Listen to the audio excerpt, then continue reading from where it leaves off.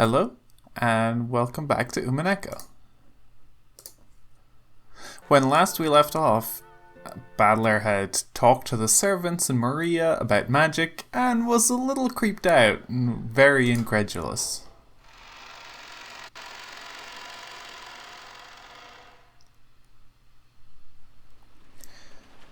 For the time being, I put aside whether a 19th person existed, and announced our theory that the goal of the culprit might have been to make us solve the riddle of the epitaph. Uncle Hideyoshi seemed to be extremely interested, but Aunt Natsu said it was ridiculous and dismissed it. Of course.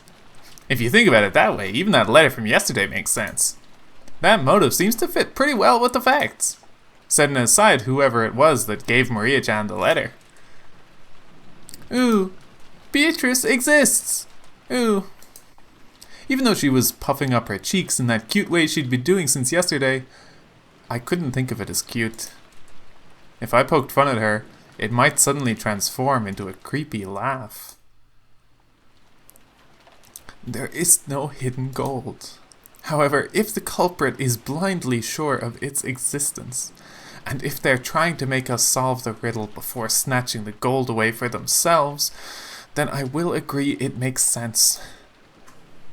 However, if that were the case, why would they start by killing those most highly ranked in the Ashuramiya family? I see your point. If they wanted to make us solve the riddle, killing those closest to Kinzo-san doesn't sound like a good plan to me. That's true enough. And if we're going with that argument, wouldn't it have been quicker to threaten father in the first place? You'd think it'd be faster to just ask the person who wrote it, rather than force us to try solve it.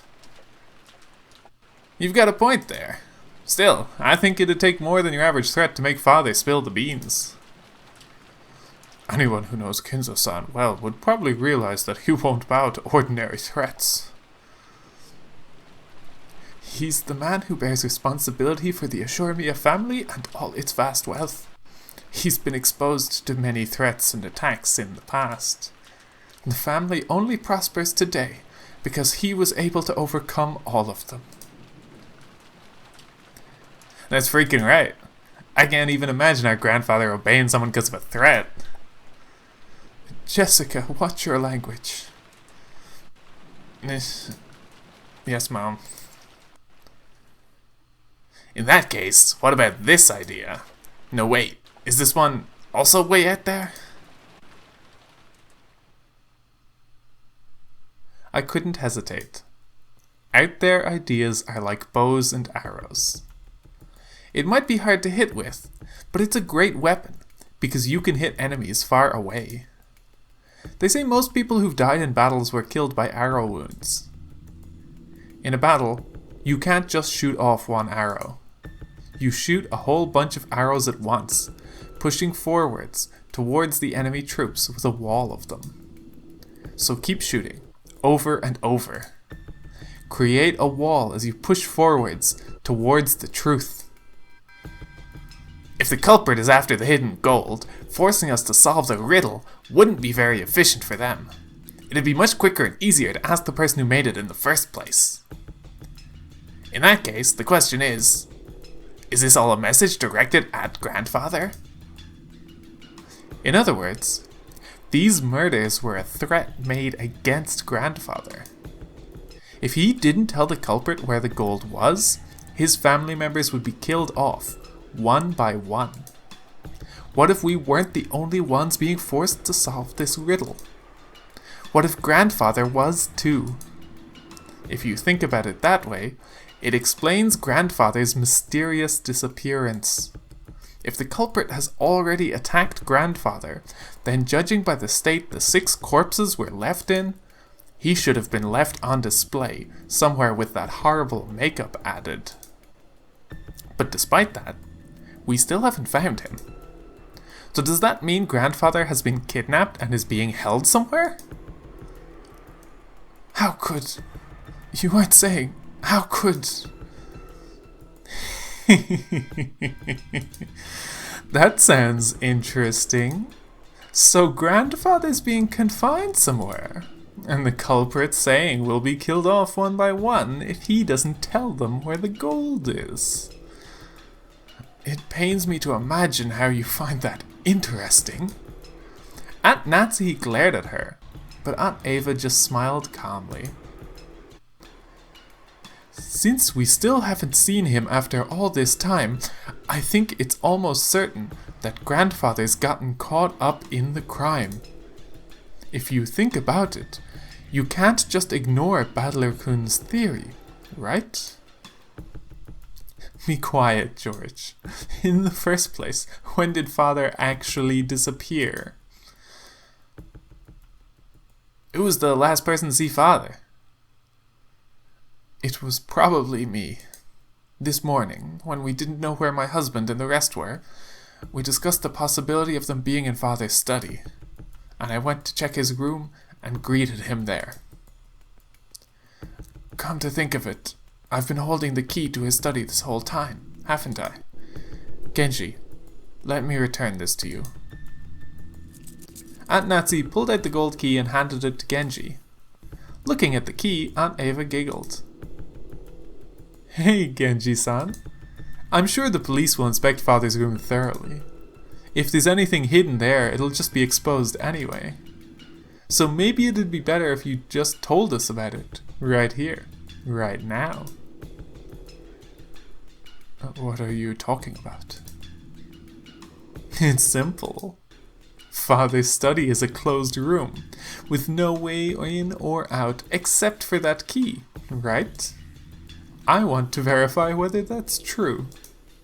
There is one entrance to father's study. What about the window? Any other entrances or exits? There are none. There is no way to get in except the entrance. You sure about that? There isn't some secret hidden door or anything? Since father isn't here, I am the highest ranked member of the Ashura family. I am asking you as a representative of the Ashura family head. Remember that when you answer me. Are there any ways in or out of that room other than the main entrance? As father's closest aide, I'm sure you would know. Aunt Nancy looked a little offended at the part about the highest ranked family member, but she kept her mouth closed for the time being and waited for Genji's answer. I couldn't help but feel a little uncomfortable. Why was she going on and on about hidden doors?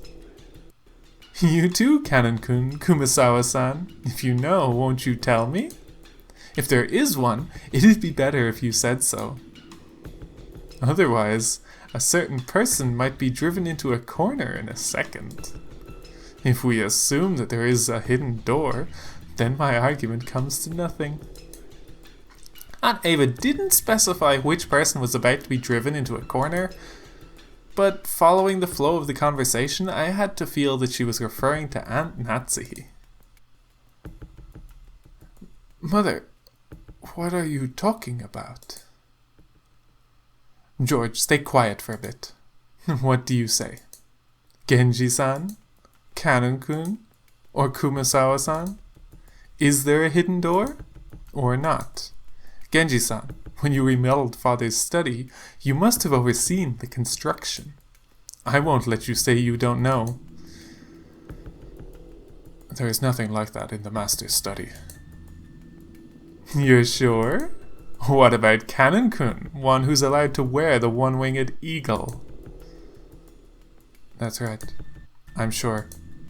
There is no such hidden door in the master's study. Kumasawa-san? No, I haven't heard of such a thing. What about Dr. Nanjo? You've had a close relationship with father. I have never heard of something like that. Very well then. So are you ready? Let me begin. It's very simple. Everyone tilted their head doubtfully, wondering what Aunt Eva was starting to talk about so proudly.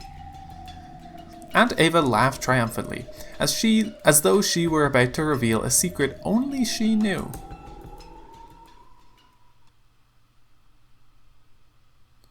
Natsuhi-Nisan was the last person to spot father, right? I forget the exact time, but I think it was a little before 9 o'clock in the morning. Nisan, do you remember? I ran into you just as you were coming out of father's study, right? Yes, I remember. What does that have to do with anything? And when was the next time you went to visit father's study? That was after we found the bodies of Nisan and the rest, right? Together with me, you went up to the study to report that, and we discovered that he wasn't there. By the way, Nisan, at that time, when you went to enter father's study, did you notice anything? Noticed anything? What are you talking about? Come on, you picked up some trash, right? A folded receipt? I do seem to remember picking up some trash. How is that relevant? I got that receipt when I bought some candy at a store before arriving at the airport. Aunt Eva pulled a small bag of candy out of her handbag. The receipt from that candy you bought back there. But Mother, what does that receipt have to do with anything? George, stay quiet and listen for just a bit longer. Uncle Hideyoshi's expression was a little strict. Apparently, he understood what Aunt Eva was getting at. It really was just a whim. I definitely didn't foresee anything, or try to set up a trap for Natsuhi-Nisan or anything like that. Actually, about that receipt, Nisan, you remember bumping into me right after the last time you saw father, right? At that time, I wedged this into the door to the study. So, what does that mean? Are you saying no one opened the door until Aunt Natsuhi picked up that receipt? Well, wait a second, Aunt Eva. Wedging her receipt in would be obvious. It's possible that when grandfather opened the door, he noticed it, found it amusing, and stuck it back in the door. Jessica hurriedly argued back. She still didn't really know what this all meant, but she realized that, whatever it was, it would raise suspicions about her own mother. Of course, I folded the receipt up very small so that no one would notice it. But even if you assume that he saw it fall, he would have no way of knowing how high up the door it had been stuck, right? I checked it while Natsuhi-Nisan was taking the key out. The receipt was still stuck not 1 millimeter away from where I put it. I can't understand why you would pull such a childish prank. I'll bet you were the one who did that prank on the door to my room, too. The door to your room? It was unpleasant to talk about, so I never mentioned it. But when I woke up this morning, there were signs of some prank on the outside of my door, with what was probably the same red paint that was scribbled across the shutter. There were some unpleasant marks, as though someone had been tearing at the door. Wait, what's this? Why'd you keep it quiet about this till now? My apologies. Since so many horrible things have occurred since then, I had completely forgotten about it until this moment. I don't know anything about that. I'm not talking about your door, but the door to Father's room, right? Between the time you confirmed that he was in his room and the time we confirmed that he wasn't, that door wasn't opened even once. How did Father get out if he didn't use the door? I don't know that. That's what I want to know. Natsuhi-Nisan, other than you, who else checked to see whether Father was in his room? Last night, the last time I met Kinzo-san was when we were playing chess. So I was with him until just before dinner. Who saw him after that? I did. I gave him his dinner last night. Yes, Shannon and I were with him. So at that time, Father was still definitely in his room. However, Natsuhi-Nisan, when you found out he wasn't there, It looks like all ways in or out of the study were closed, right? But even so, you said you met with him this morning? I don't understand why everyone has become so gloomy. Could someone please explain it to me? Father and Mother, are you saying that what Natsuhi says about meeting grandfather this morning was a lie? Like hell she'd lie about that. Mom's guiltless. Why would she lie? Jessica! I keep telling you to watch your language! All at once, the whole room was in uproar. Aunt Eva and Aunt Natsuhi confronted each other across the parlor table. With George confronting Jessica, what the heck's going on? Many people spotted him last night, right? But since this morning, you're the only one who claims to have seen Father is Natsuhi-Nisan. The only one who claims to have seen Father is Natsuhi-Nisan. And then there's that strange fact we learned from my receipt. So how can we connect these points together? Aunt Eva urged everyone to imagine it. Sure, that receipt could become an important point. But I didn't know which other points to tie it to, or how. If we try searching for the answer Aunt Eva probably wants, we'll find that Aunt Natsuhi lied and acted as though grandfather was in the room this morning. Has that fact been exposed by a whim of Aunt Eva's? I don't get it at all. Why would Mom have to lie? She had no reason to, right? That's what I want to know. But Jessica-chan, you can't be sure she had no reason to lie and say that grandfather was in the room. After all, you see it in mystery novels every now and then. That trick where people fake the time of death to create an alibi for themselves. What are you talking about? I've never heard of that. We still haven't found Father yet, but it's pretty natural to assume that he's already been killed. If that's true, there's no doubt we'll find his corpse soon. If at that point the time of death could be cleverly faked, Natsuhi-Nisan would be able to create an alibi. Do you understand, everyone?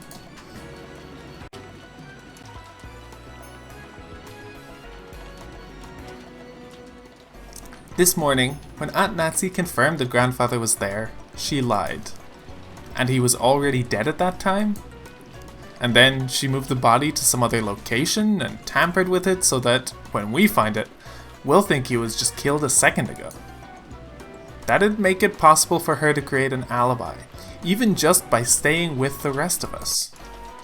Then she could say, I heard someone screaming, dash over there and become the first to find the body along with everyone else. Is that what Aunt Eva's saying? Ridiculous. After all, detective novels are merely books for the purpose of entertainment. You can only think of such an indiscreet idea because you read them all the time. That's right. Even if she did try to fake the time of death a little, all that would be blown away in an instant once the police did their autopsy. That might have worked in the past, but do you really think that kind of trick would work in modern Japan? It doesn't make sense. You think so? This morning, when Dr. Nanjo looked at the corpses, he was only able to give a vague estimate of the time of death, right? Autopsy results are very easily affected by the environment and individual differences. It's a very relative estimate, with an uncertainty of several hours. And, unfortunately, the police's scientific investigation will have to wait until tomorrow.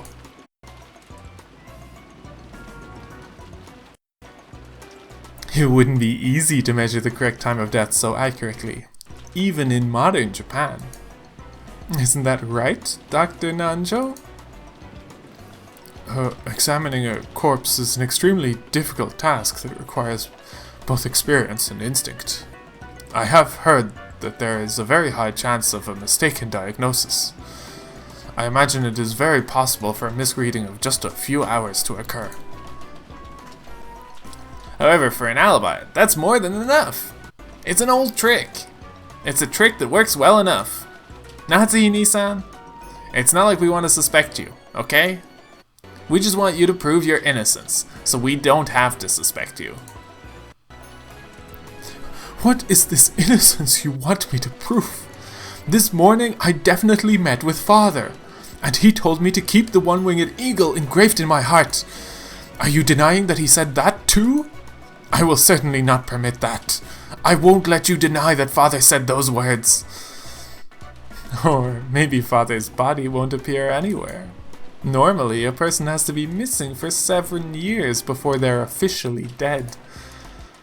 Wouldn't that be a clever way to extend Father's nearly finished life another 7 years and keep all of his wealth for yourself? I can't let you get away with saying that. I can't let you get away with saying any more. I am Ashura Miya Natsuhi. Although I do not have the right to wear the one-winged eagle on my body, it is certainly engraved on my heart. What do you think you're saying to the wife of Kraus, successor to the head, and the one who will act as such in his place? What's this? Are you going to shoot me with that gun? Go ahead. If only you just shoot. You're just desperate because you can't think of a way out, right? Do it. Just try to obscure the truth with violence. You... It wasn't like Aunt Natsuhi had been actually holding the gun at the ready and threatening anyone. But as she was egged on by Aunt Eva, she did hold it at the ready.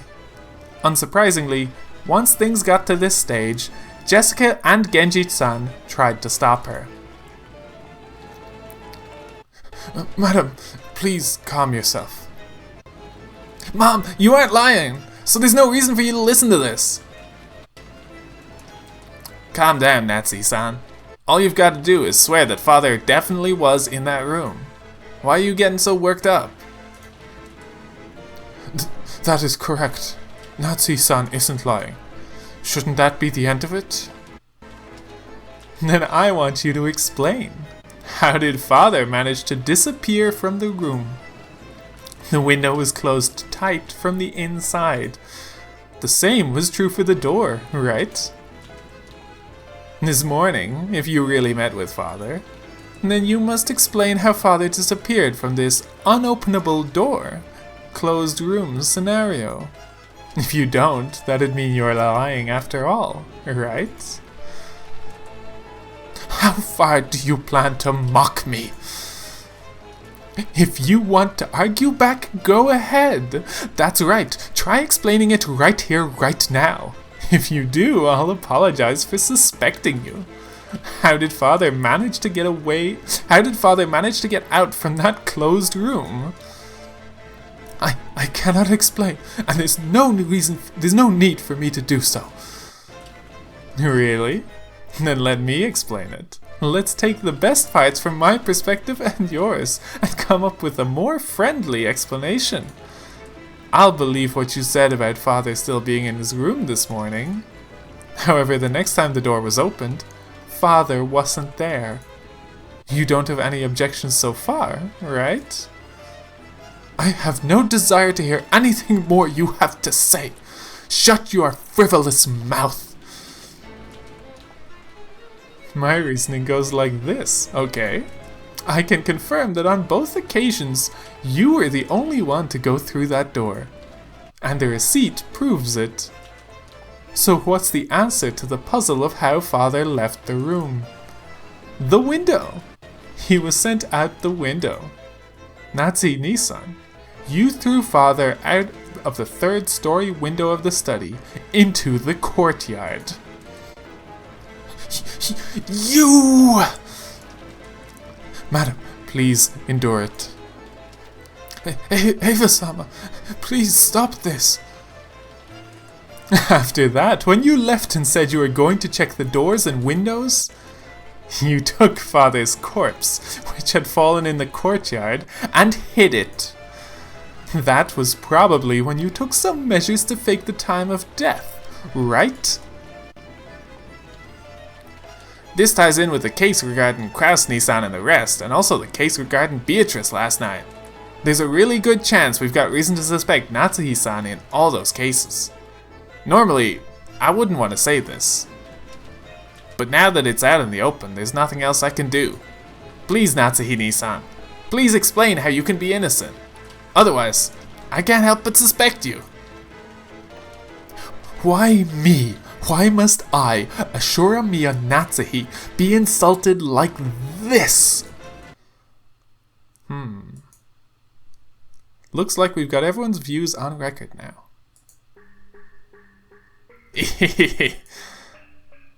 It's useless. It's all useless. Aunt Eva. What do you mean, useless? Jessica looked up at me, hanging on to my every word. Aunt Ava's expression was confident as ever. Useless, you say? What is? Battler-kun, tell me. You're only convinced it was Aunt Natsuhi because you're only looking at the case from a single angle. It's not like I'm defending her, but that bluff of a checkmate isn't gonna fly. I think your reasoning regarding that receipt was passable. It's not a bad thread of logic. But I'd only give it a grade of 65 at best. If this were an exam, that'd be bad enough to get you extra lessons and detention, right? Oh my. Well, how do you think anyone could break through the door sealed by my receipt and make Father disappear, other than by my theory? It's true that your theory's an interesting one.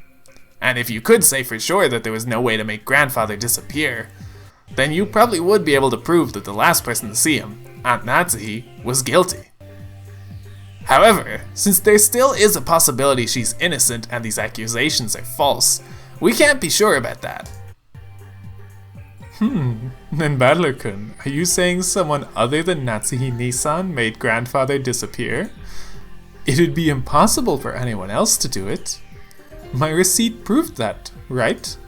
After the first time she visited that study, and until the second time when we visited it together, the study was a perfect closed room, and when the seal was broken on the closed room, he was already missing.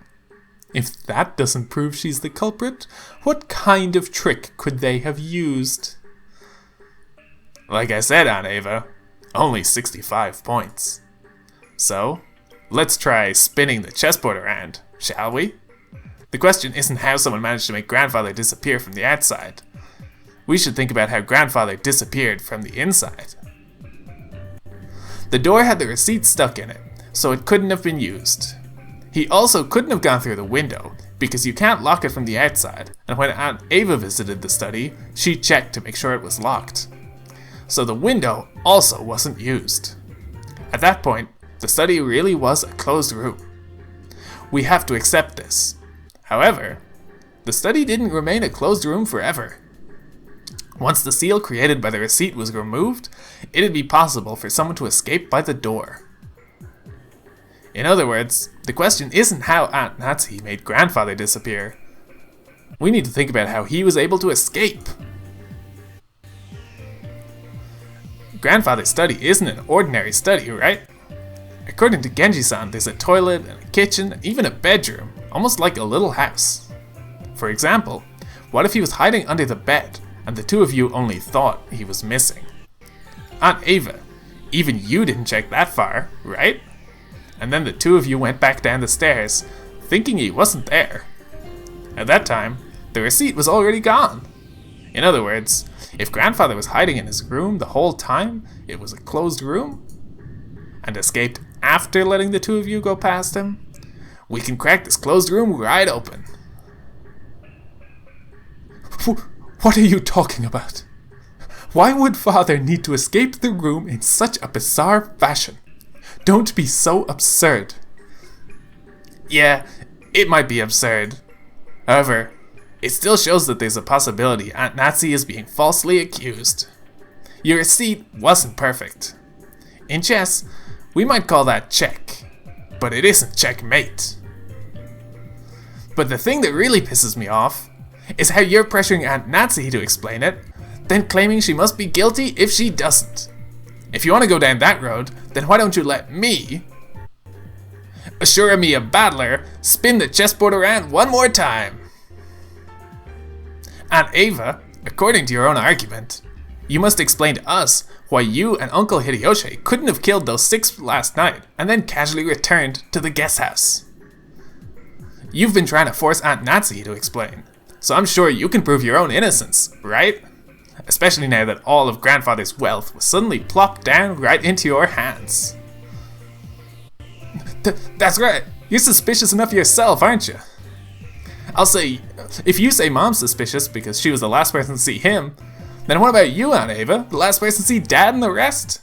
Just like Badley said, prove that you two weren't the ones that killed him. Mother, I also think your reasoning was a little over-eager. I'm sure the receipt was an important hint. But, like Badler-kun said, that's not enough to prove that Aunt Natsuhi was responsible for some plot. We're all equally suspicious. It's not right for only Aunt Natsuhi to be persecuted. Our proud father crawling under his bed? You call nonsense like that an explanation? In that case, why don't you explain first? Who killed those 6 and how, and then try showing us proof that you weren't involved?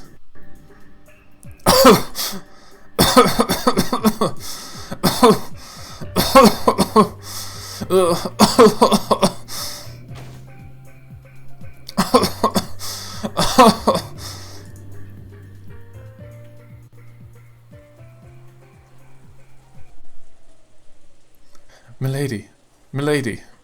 Jessica suddenly started coughing. At first, I thought she was just choking after yelling too loud, but before long, I realized how painful it looked. Jessica kept coughing and choking, down on her hands and knees.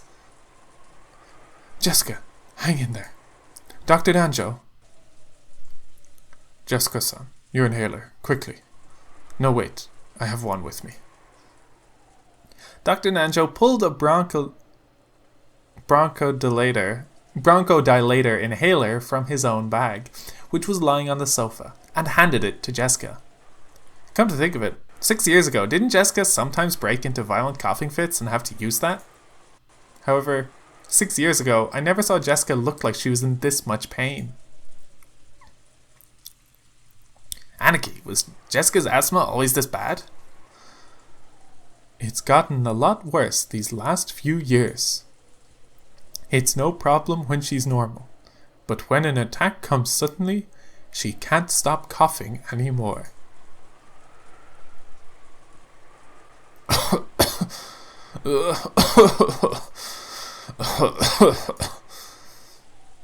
Milady, your medicine. Here.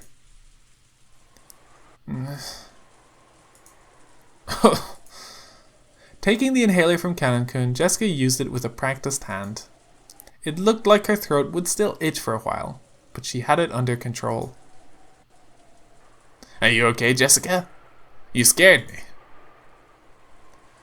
It's no big deal. Don't worry about it. Beads of sweat covered Jessica's whole body and she couldn't hide her rough breathing, but it looked like her sudden attack had calmed down for now. This disturbance had made the dangerous atmosphere up until now seem slightly unfocused. But that's fine. That kind of battle of mutual suspicion is completely unnecessary. When you think about it, finding alibis for each other and looking for the culprit is probably meaningless. After all, we're just powerless, ordinary people. And when the police come tomorrow, they'll definitely employ cutting-edge techniques and investigate the case thoroughly, solving all of the riddles and arresting the culprit. Perhaps Badler-kun is right after all. Just as Natsuhi-san is suspicious, I can't ignore the fact that I'm suspicious too. Arguing about that now will surely be unproductive. Everything will be fine if we just leave it to the police tomorrow. But don't you want to know too, Badler-kun? Who the culprit is? Don't you want to let them know the pain you feel from losing someone so precious to you, as soon as possible? I won't deny that. Even one day would be too long to let the wonderful bastard who's behind this go. But that doesn't mean that I want to suspect one of the 18. Even though I said what I said earlier, I don't even want to suspect you, Aunt Eva. To me, you're an awesome aunt who's always fun and playful. I don't want to trade insults with an aunt like that. I wouldn't want to do that with anyone here. Right? Everyone? I feel the same way as Battler-kun. It's pointless to trade insults. It's probably just the stress built up because so many people have been crammed in one place since morning. Probably. It is only natural. It may not be my place to say it, but I think we should all relax as much as possible.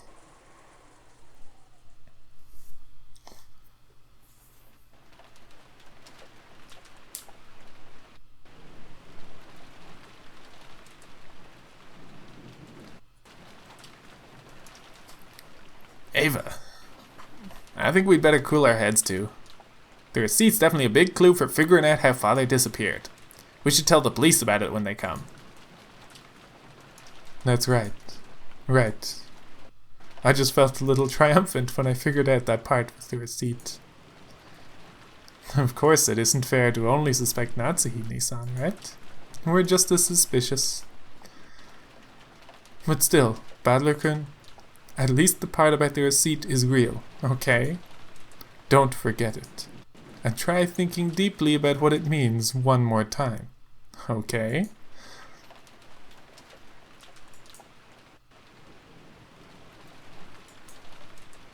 Aunt Eva and Uncle Hideyoshi stood up. It looked like they planned on leaving the parlor. In the end, it's pointless for us to keep playing detectives. After all, the police will reveal everything anyway. That's right. Even if we don't play this detective game, the typhoon will pass.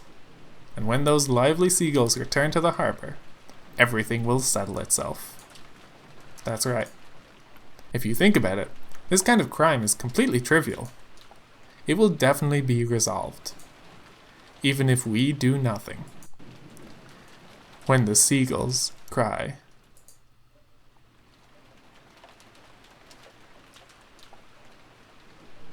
Natsuhime-san, I take it you don't want to see my face anymore. I feel the same. If I remember correctly, yesterday you had some rooms prepared for us in the mansion so that we wouldn't need to go back to the guest house, right?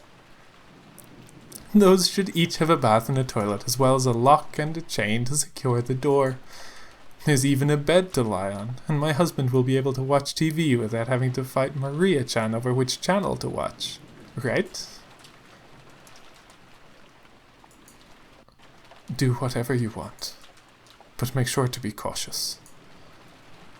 Thank you, Nissan. And mind your own business. I'll be counting on you to keep an eye on everyone, okay? Because the culprit is definitely here.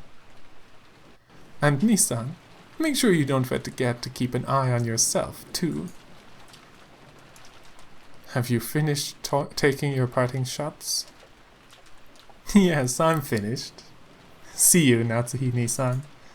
Genji-san, let us know when it's time for dinner. Until then, we'll lock ourselves in with the chain. Genji, Cannon, escort them to the guest room. We'll be fine. I hate shady escorts. In fact, I'd be more comfortable if nobody leaves this room until we reach ours. Let's go, George. I'll stay here with everyone. George! The culprit is in this room. Do you plan on staying in a place like that? Leaving this room would be the same as suspecting one of my relatives. I can't believe anyone in our family is capable of something that horrible. George, darling, you tell him too. George is already an adult man. If his code tells him not to leave this room, then it's up to him. Let him do what he wants. Father. Aunt Eva and Uncle Hideyoshi left. The only voice that called after them was the sound of the rain.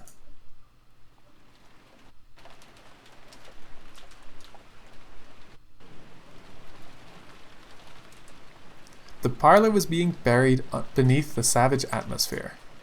When I looked at the clock, I was surprised to find that it was already evening.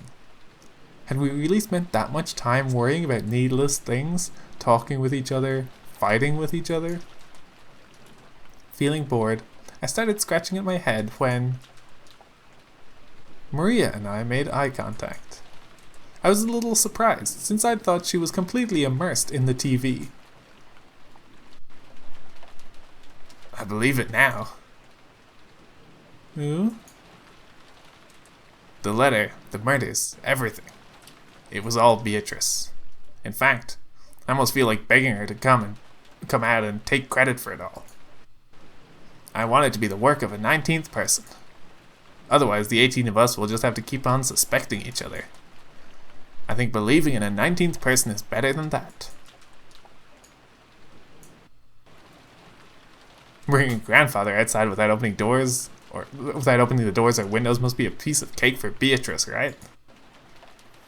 Maria, after taking a single short breath, hung her head and then raised her face again. That's right. Locking a door is useless against a witch. Beatrice is familiar with all 72 demons. The 33rd ranked, Gap, gives the power to instantly carry the desired person to any location. To her, taking a person out of any closed room isn't hard at all, you see. Witches sure are incredible. Tell her, if she feels like committing another crime, to do it in a way that no human could. And make me believe that a 19th person, no, a witch, exists. Okay. If I meet her, I'll tell her.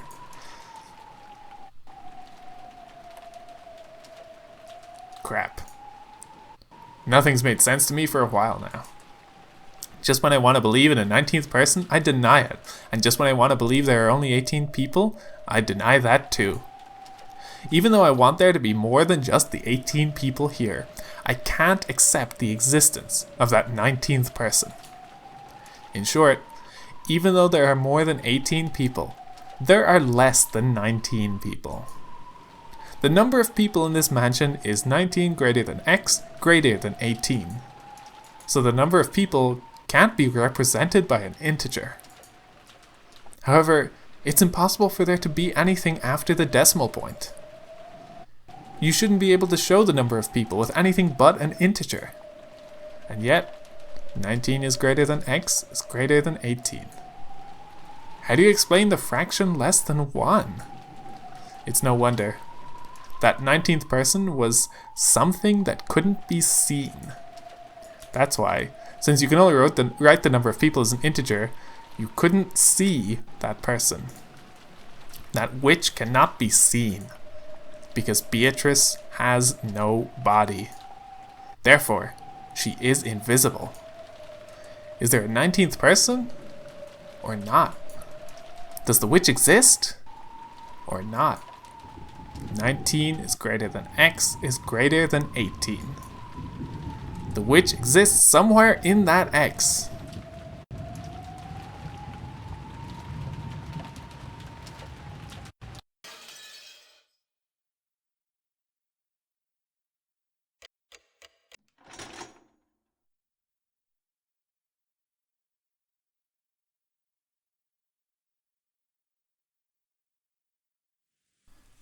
The uncomfortable atmosphere continued even after those two left.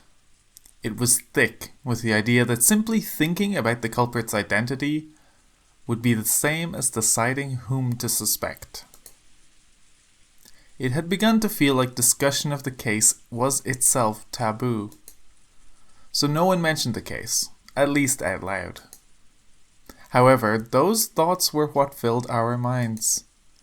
All that we couldn't say aloud made our heads feel like they were going to explode. So, at least on the outside, the parlor had once again regained its calm mood. Everything was left unsettled. It feels like the rain's gotten a little lighter. Ooh, still pouring down. Ooh. Even if it did stop, there's no boat on this island. But it'd be nice if the boat came quickly tomorrow. I've had enough of this Western Mansion vacation.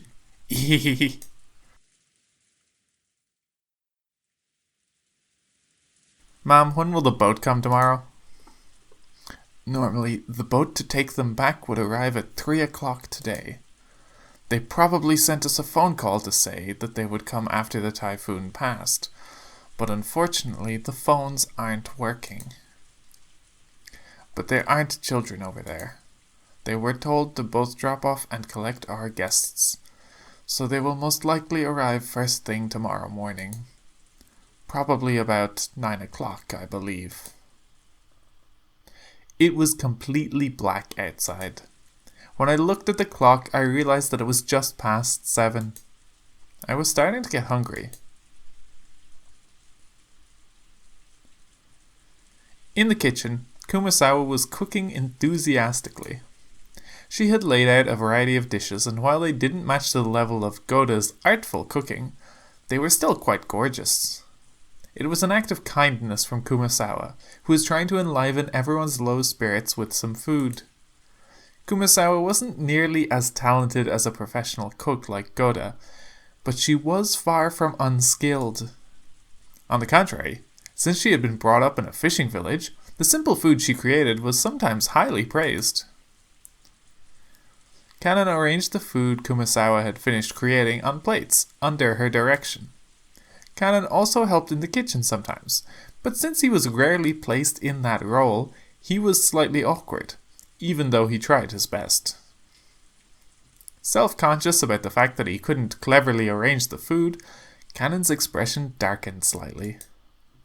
But Kumasawa smiled as though everything was fine. Ho ho ho, it's arranged beautifully. Kanon-kun, aren't you skilled? If it had been Shannon-san, it would look even more beautiful. Kanon stopped arranging the food for a bit and hung his head. Shannon was the one who always assisted Kumasawa in her cooking. Tonight, Kanon was doing it instead. And as he remembered Shannon's face and her brutal end, he grimaced. Forget that for now. Genji spoke kindly to Kanon as he advanced a pawn. Nanjo had escaped from the parlor once the mood had grown sour, and Genji had become his opponent in a game of chess, upon Nanjo's request. Yes. I will forget it for now. Indeed. That is probably for the best. Genji purposefully refrained from facing Kanon as he spoke. He did so because he understood that it might make things tougher on Kanon if he noticed that someone was looking at his eyes. Nanjo also understood that and held back any thoughtless words. I wonder where Kinzo-san has gone. I hope that he is safe, but I do not know. However, I believe everything has proceeded as the master has hoped and arranged for. To distrust that would exceed my role as furniture in service to the master. Aren't you scared, Genji-san? I am frightened that something bad will occur again tonight. I have nothing to be afraid of. I serve the Ashuramiya family, and that is all. Nanjo sighed through his nose and made a carefully considered move. Nanjo was very slightly dubious. Could Genji possibly be thinking that he'd be left out of this? He couldn't even imagine what was happening inside this mansion. But he definitely couldn't deny the possibility that Kinzo had devised something. If you liken this island to chess, Kinzo had opened the game, and as a result, 6 pieces had been defeated. Could it be that Genji was calm because he believed he alone was on the outside of the chessboard, and therefore safe? Nanjo thought about it. Isn't everyone just a piece on this chessboard, lined up equally without any exceptions? Wasn't even Genji, who had gained more of Kinzo's trust than anyone? No, who was confident of his position as Kinzo's only close friend? Just another one of the pieces laid out on the chessboard?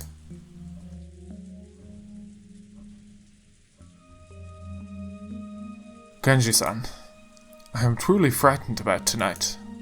I hope with all my heart that we will still be safe when tomorrow morning comes.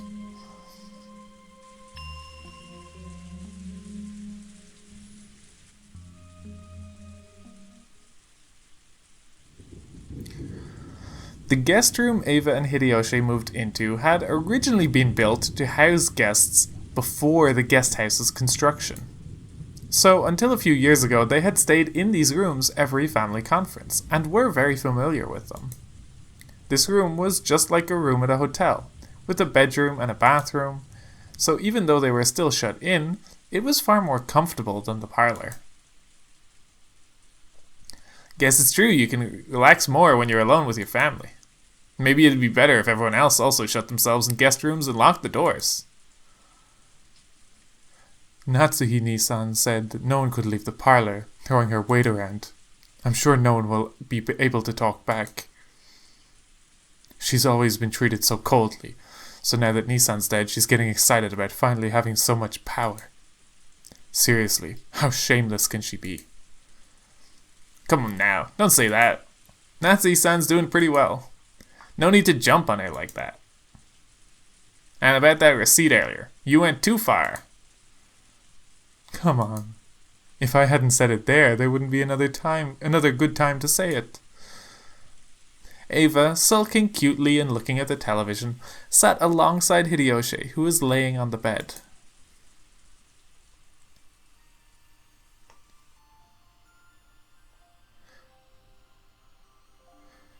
Still, we haven't been alone like this for quite some time. You're right. Come to think of it, both you and I have gotten pretty old. Since George was born, everything's gone by in the blink of an eye. It really has. I wonder if we were too hasty in having a child. Ava's eyes looked like they were staring off into the distance. Yes, she had thought of it as a once-in-a-lifetime chance. Her older brother Kraus had been unable to father a child for quite some time. 6 years passed after his marriage to Natsuhi without any signs of pregnancy, which didn't please Kinzo at all. Eva herself had thought that, since her name would be moved outside the Ashuramiya register when she got married anyway, it didn't matter whether a successor to the headship was born or not. And then, one day, she had a heavenly revelation. Or maybe it was the whisperings of the devil that she had listened to in her greed. If she could give birth to a successor first, wouldn't she be able to remain in the Ashuramiya register? If things went well, might she have a chance to inherit the Ashuramiya family herself? When she proposed this to Hideyoshi, he had approved of it instantly. This wasn't because Hideyoshi also had greedy thoughts. For Hideyoshi, who had no close relatives, it was a chance for him to feel once more the long-forgotten thing called family. So when they got married, he hadn't fussed over which last name they were to keep, and had quickly agreed to have his name entered into the Ashuramiya family register. It hadn't been easy to persuade Kinzo, but as his daughter, Eva knew Kinzo's personality well.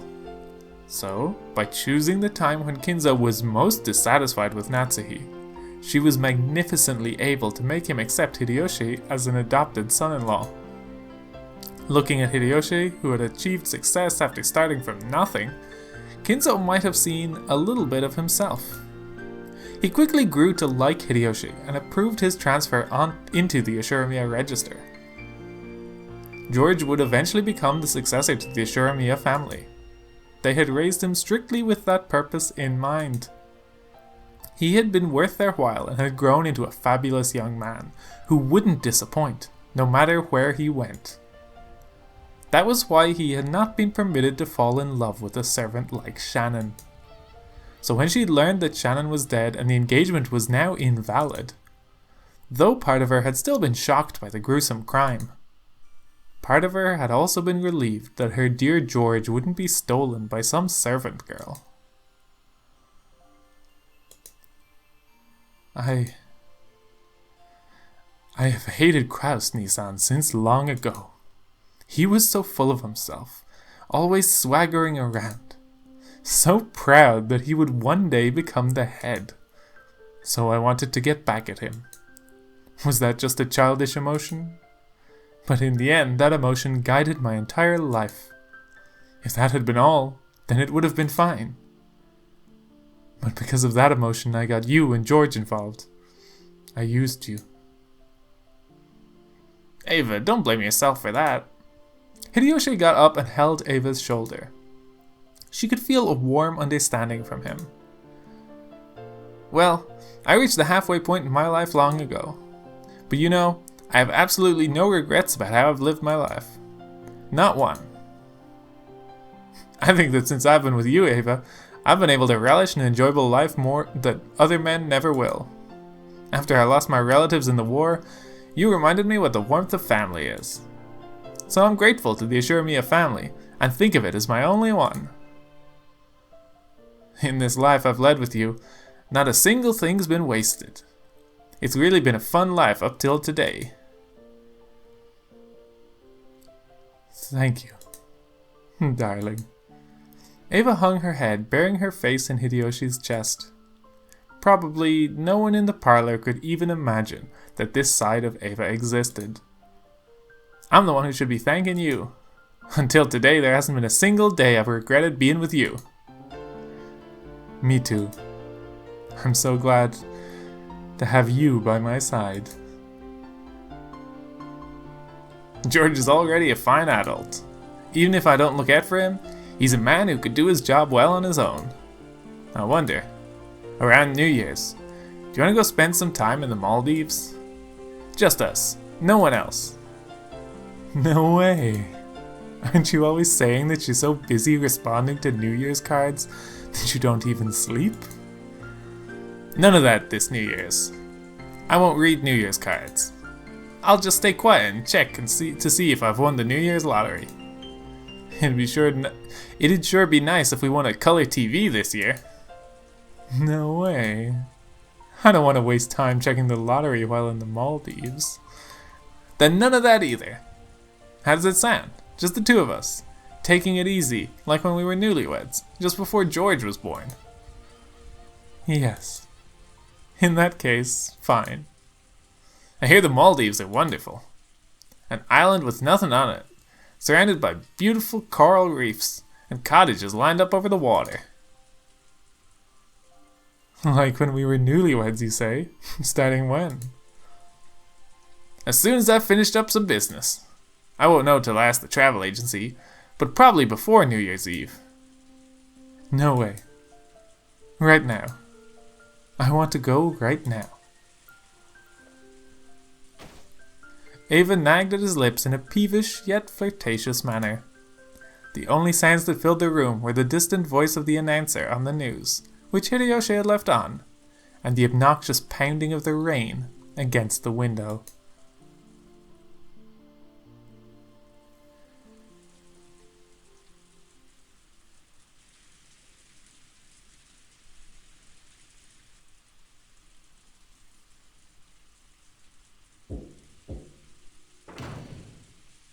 There was a knock on the door and Genji-san entered.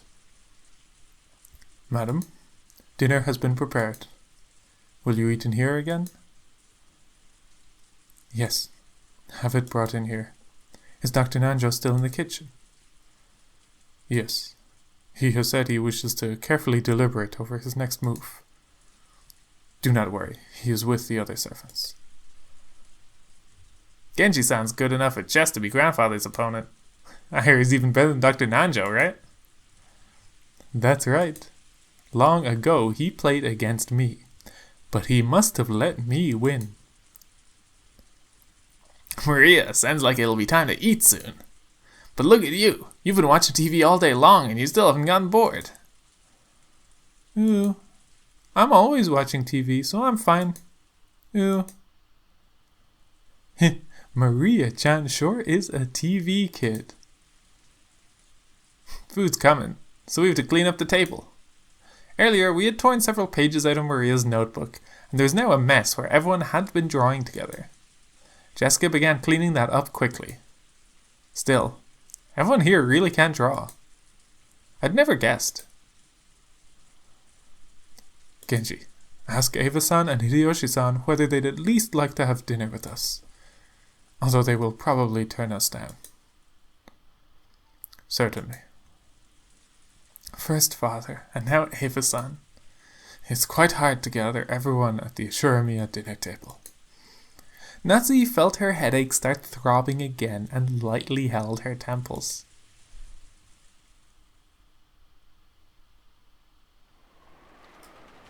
The distance from the kitchen to the parlour wasn't that great, so Genji had gone and come back by himself, but the guest room was a little further away. Natsuki had warned him to avoid being alone whenever possible, and just now Nanjo had also admonished him, saying it would be better if he held a little more concern for his own safety.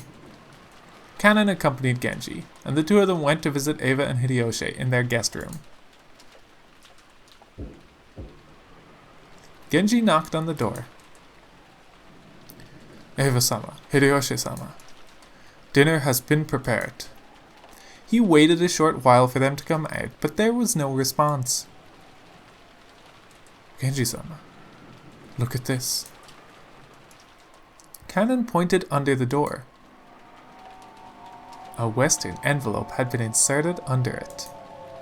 Normally, when something was inserted this way, it would be interpreted as a message from someone outside to someone in the room. So, since this might be a private note meant for Eva and Hideyoshi, it was not something that Kanon and Genji were supposed to take interest in. But this Western envelope was one of Kinzo's, the same kind as the one Maria had taken out last night and surprised everyone with. There can be no mistake. It is one of the master's envelopes. Or could it be? Even though this was one of Kinzo's envelopes, the letter Maria read aloud the previous night hadn't come from Kinzo. Genji continued knocking a little harder and called out in a loud voice. Eva-sama? Eva-sama? It is Genji. Are you there? Please answer, Eva-sama. But there was no response from inside. Sometimes, when the servants went to call some guests for a meal, the guests would be sleeping so deeply that they wouldn't wake up. In times like that, the servants would stick a letter in the door to show that it was time to come out and leave the guest be. But despite that, Genji beat even harder on the door and called out Eva's name. However, there was no answer.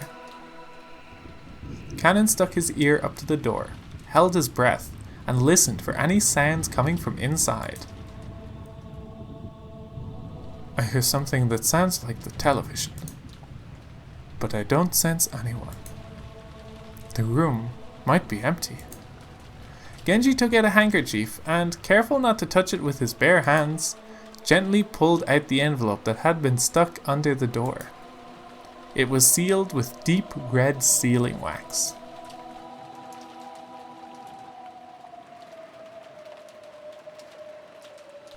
Without a doubt, the mark on that sealing wax had come from the Ashuramiya family head's ring.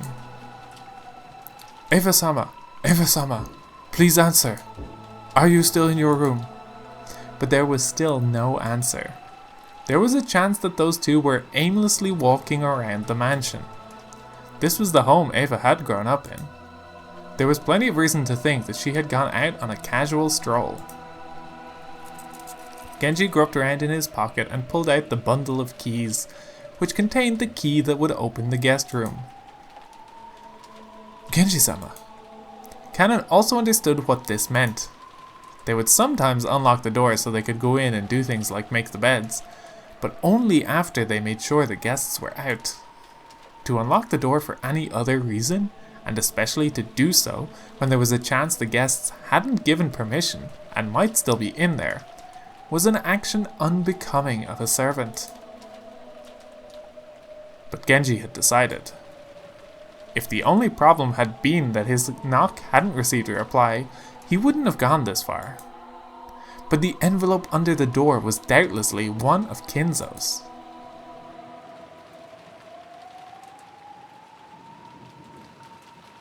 Or rather, one of the western envelopes of the Ashuramiya family head. After last night, the sender of this envelope could be someone other than Kinzo. If this letter had been sent by someone else... Eva-sama, my apologies. Allow me to enter your room. After giving that final notice, Genji stuck one of the keys from the bundle into the keyhole. There was the sound of the door unlocking.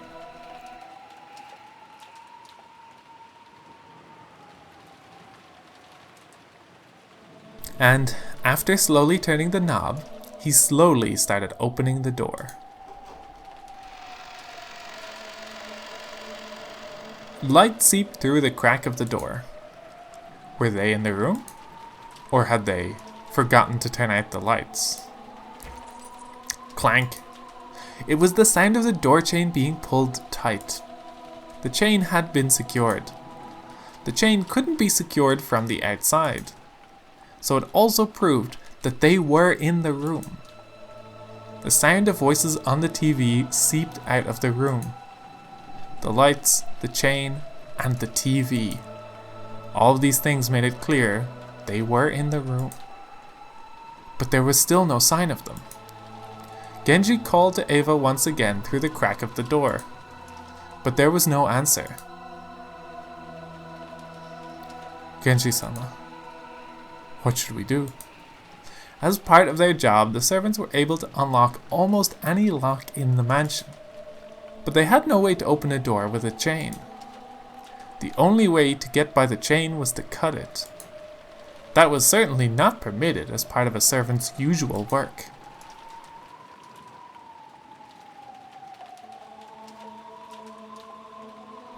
A creepy chill had already rushed up their backs. Kanon held his breath again and tried to sense someone through the door, but even so, he was not able to sense anyone.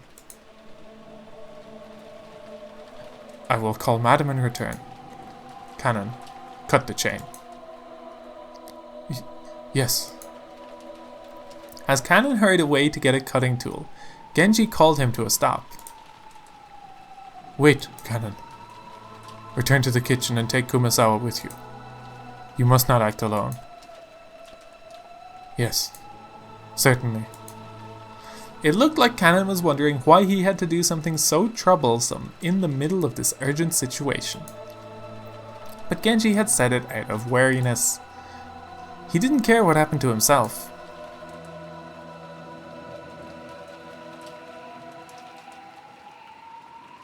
But in the worst case scenario, he didn't want anything to happen to Kanon.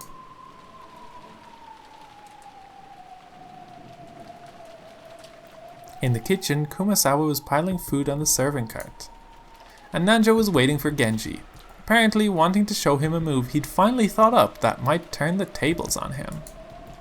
But Genji's appearance immediately told him that something was wrong. Oh, what has happened, Genji-san? Dr. Nanjo, my apologies, but please allow this match to be suspended for the time being. Kanon, take care of the chain. Kumasawa, stop setting up dinner for now and accompany Kanon. I will go over to Madam. If you would come with me, Dr. Nanjo.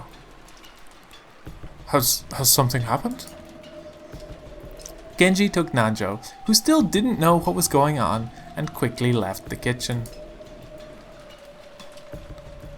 Kumasawa-san, my apologies, but please come with me. What has happened, Kanon-san? Kumasawa said almost exactly the same thing as Nanjo, unable to take in the situation, and chased after Kanon, who had flown out into the hallway.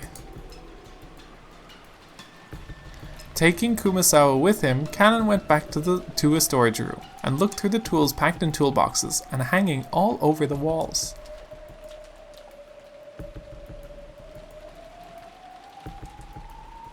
Trying to find something that could be used to cut the chain. What are you looking for? Let me help too. We're cutting a door chain. Where was that large wire cutter? A door chain? Why would you need to do something like that? The chain to Emo-sama and Hideyoshi-sama's room. Even though they should be inside, they didn't answer when we called them.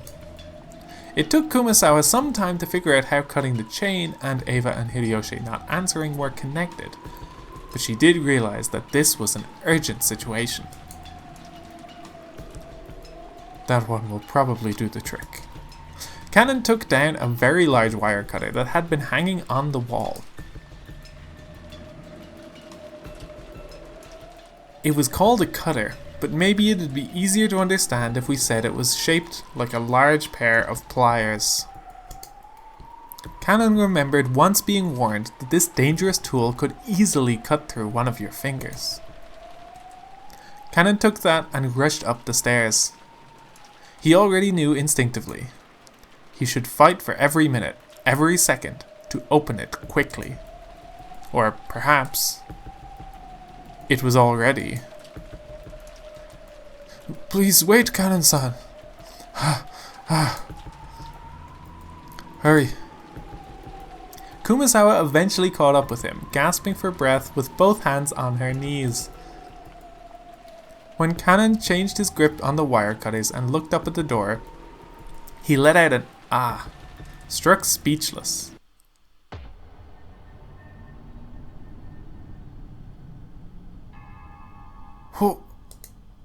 What is this? Eep! Kumasawa screamed weakly, her face pallid. That was no surprise, because right there, on the door, just like the magic circle that had been drawn on the shutter of the Rose Garden storehouse, there was another eerie shape drawn with a blood-like paint. However, it would be odd to call this one a magic circle, because, unlike what most people would expect, it wasn't a circle with shapes drawn inside it, but a slightly more complicated geometrical shape. However, those strange characters filling in the gaps, which weren't from the alphabet, were the same kind as the ones on that magic circle on the shutter. But the thing that had Cannon struck speechless wasn't how eerie the magic circle was. It was that something like this hadn't been here a short while ago. First, he had taken a trip back to the kitchen. After that, he'd gone to the storage room to grab a tool and headed right back. Put those together and it couldn't have been more than 5 minutes. How could someone add something this creepy during that period of time? And as though it had just been drawn, almost like the door itself was bleeding.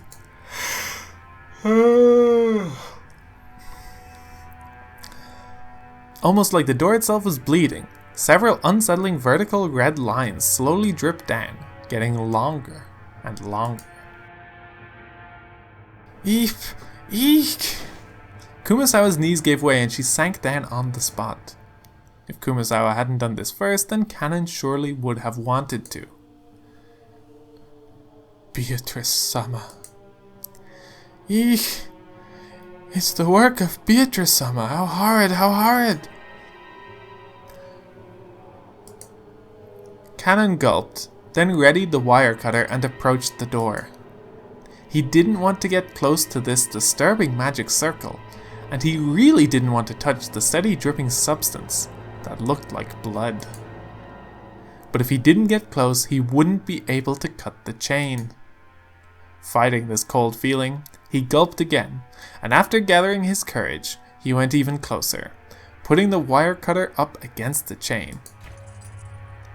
He then pressed with all of his strength, managing to cut through the chain far more easily than he'd anticipated. The cut chain fell into 2 separate parts, which continued to clang as they swayed back and forth. Cannon-san, there's an envelope by your feet. And isn't that the master's? It looked like Kumasawa had also noticed the western envelope at the bottom of the door, and that the sealing wax had been sealed with the head's ring. Cannon hesitated for just a second over whether he should open the letter first or check inside the room. But he eventually decided on fulfilling his original purpose. Cannon pulled a handkerchief out of his pocket. This was so he wouldn't leave fingerprints on the door.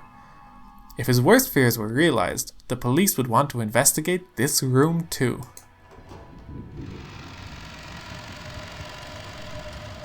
He slowly pushed the door open. He was able to more clearly hear the sound of the television, which had been seeping out faintly this whole time. Eva-sama? Eva was lying face up on the bed. On the bed with her shoes still on? Kumasawa, who had fearfully entered after Cannon and was hiding behind his back, screamed a short "eek" again when she saw. Eva's shoes had been the first part of her that Cannon had seen, so the oddness of wearing shoes in bed was the first thing to strike him. But when Eva's head shifted into his line of sight, Cannon couldn't help but let out a short scream, like Kumasawa. Right in the middle of Eva's forehead, something had been placed? Something was growing there. No. Right in the center of her forehead. Was it an old-fashioned knife? That or some weapon like it was sticking out.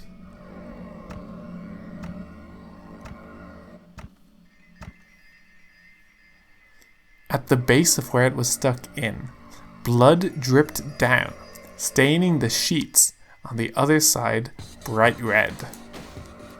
Kumasawa's knees gave way once more, and she sank down on the floor.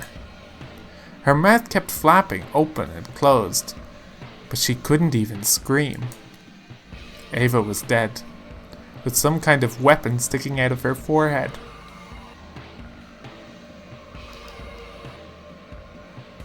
Both eyes were open wide, and the image of the person who killed her must have been burned into them. But the only mouth capable of naming that person had been shut for all eternity. Even though her forehead was the last place they wanted to look, they couldn't tear their eyes from it. Right there, the weapon was stuck into Eva's forehead, standing almost perfectly upright. And on the handle was a complicated design that you wouldn't expect to see on an ordinary weapon. That thing could be summed up with the word occult. It was a vulgar object with a design that might have been of some demon. What about Hideyoshi-sama? Hideyoshi-sama. Eva was on top of her bed, but the other bed was empty. Where was Hideyoshi? After taking a backwards glance at Kumasawa, still on her knees and stupefied, he checked the bathroom, just in case. At the moment he opened the door, he was greeted by steam and the sound of the shower. The bathroom was of the same familiar style as most hotel bathrooms. When taking a shower, a waterproof curtain was used to keep from flying out.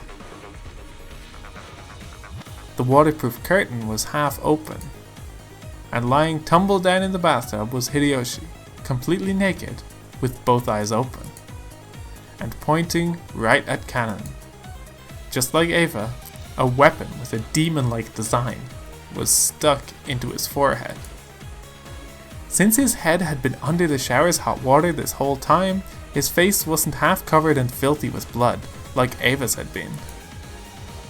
But the sight of him dead while taking a shower was tragic enough. Ooh.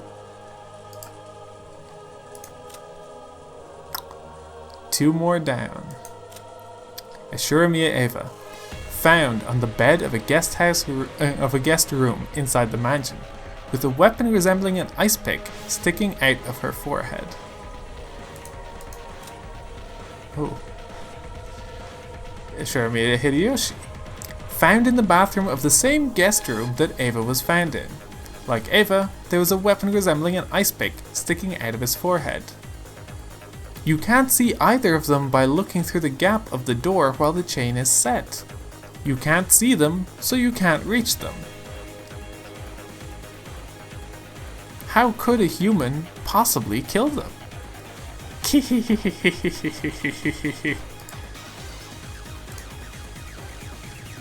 Just then, they heard Natsuhi's voice coming from the hall. She was probably coming with Genji. Again with this graffiti. What about this letter? What does it say inside? I don't know. I haven't read it yet. We shouldn't touch it carelessly. The culprit's fingerprints might be left on it. We should hand it over to the police. They went out of their way to leave it there. I'm sure they wouldn't have left fingerprints. As Natsuhi said that, she picked up the envelope. And before checking its contents, she entered the room herself, where she found Eva dead.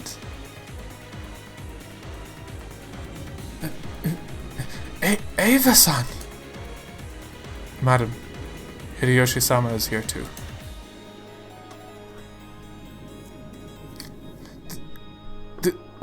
This is truly atrocious. Kanan, turn off the shower. Don't let this be any more pitiful than it needs to be. Yes, ma'am. Kanan gripped the handkerchief and twisted the valve, turning off the shower. In the bathtub, a small jar of body soap had fallen with its cap off. It really looked like he'd been attacked while taking a shower. There was still a small splash of blood clinging to the white bathtub, and the combination of red and white made a horrible contrast. Dr. Nanjo. I understand. No signs of post-mortem lividity. Rigor mortis hasn't begun either. It would seem that an hour or so has passed since they were killed. But even so, how a weapon with such a short handle could do that to the skull, I cannot imagine. Nanjo checked their pulse and their pupils, making certain of their deaths once more. As Kanan watched this business-like treatment, he thought, couldn't you tell at a glance that they're dead without doing all that? Nanjo thought about removing the weapon, but then decided it'd be better to preserve the scene and hand it over to the police, so he left it alone. But a close inspection of the base showed that it didn't have a blade. In fact, it was more conical than blade-shaped. He noticed that, rather than a knife, it was more like a short-handled spear, something with a shape better suited for thrusting than slicing. Rather than a short spear, you might call it a thick ice pick. At any rate, after looking at this scene, no further words were needed to describe what sort of terrible purpose such eerily designed weapons were originally made for. Nor was it necessary to explain how they carried out their function. Natsuhi, hoping to escape the repulsive steam filling the bathroom as soon as she could, covered her mouth with a handkerchief and dashed from the room. Just viewing their gruesome bodies for an instant had been enough to burn the image into her eyes. If she looked any longer, that image would surely remain in her vision for all eternity. The rising urge to vomit was exactly the same feeling she'd had that morning at the gardening storehouse. For a while, Natsuhi couldn't help but stand with her back facing the guest room, fighting that sickness in her stomach. At any rate, we can't let the children. We can't let George come see this room. Seal this room with all haste. Yes, we mustn't let them see. If George-san saw his parents in this brutal state. But they could tell that those fiercely racing footsteps in the hallway belonged to George, even before he came dashing into the room. George and the other children had been waiting in the parlor.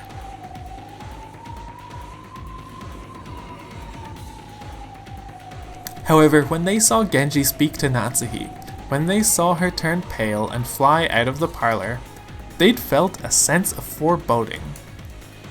And when they saw a large group of people gathered around the guest room, they were sure of it. Father! Mother! Ah! What is this? Another magic circle? Aunt Eva and Uncle Hideyoshi are safe, right? Hey, Canon-kun! What's this all about? Battler-sama. Canon didn't have to say anything. George's scream after he ran into the room told them everything they needed to know. Wah! Who did this? I'll kill you! I'll kill you! George-kun, hang in there. Natsuhi touched George's shoulder with her hand, but he violently shook her off. George fell over beside Eva and buried his face in the bed in front of his mother's face, wailing. Then he pounded on the bed with his fist, over and over again. George-ni-san, hang in there. Huh?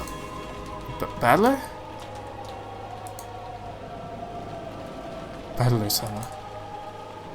Battler had his back against the wall of the hallway and was covering his eyes with his right hand and weeping without restraint.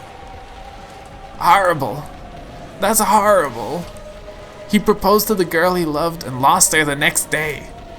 And on the same day, even his mom and dad were killed. Isn't that too harsh? Of course, it's sad whenever anyone dies, no matter who it is. But to Battler, those left alone by the deaths of others were far more worthy of pity. Everyone here now had lost someone close to them. George wasn't the only one to be pitied. However, George's pain was far greater than everyone else's.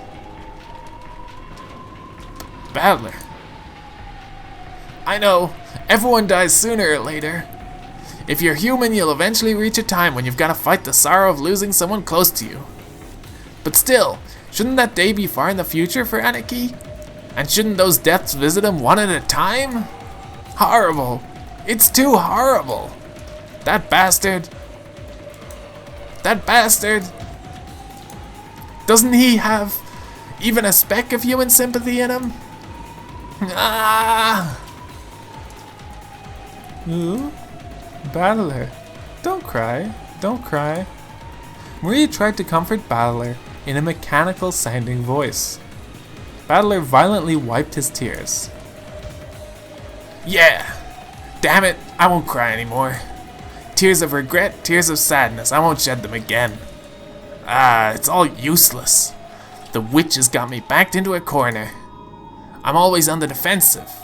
And that's useless. It's all useless. I'll spin the chessboard around. That bastard probably thinks we'll be running scared like sheep until tomorrow before we try anything. But guess what? I'll spin it around. That bastard can't escape this island until tomorrow either. We won't be hiding away, pissing ourselves. That bastard will. I'll expose you. You'll see. By tomorrow. No, screw tomorrow. Tonight. Before tonight's over, I'll be gripping you by the collar.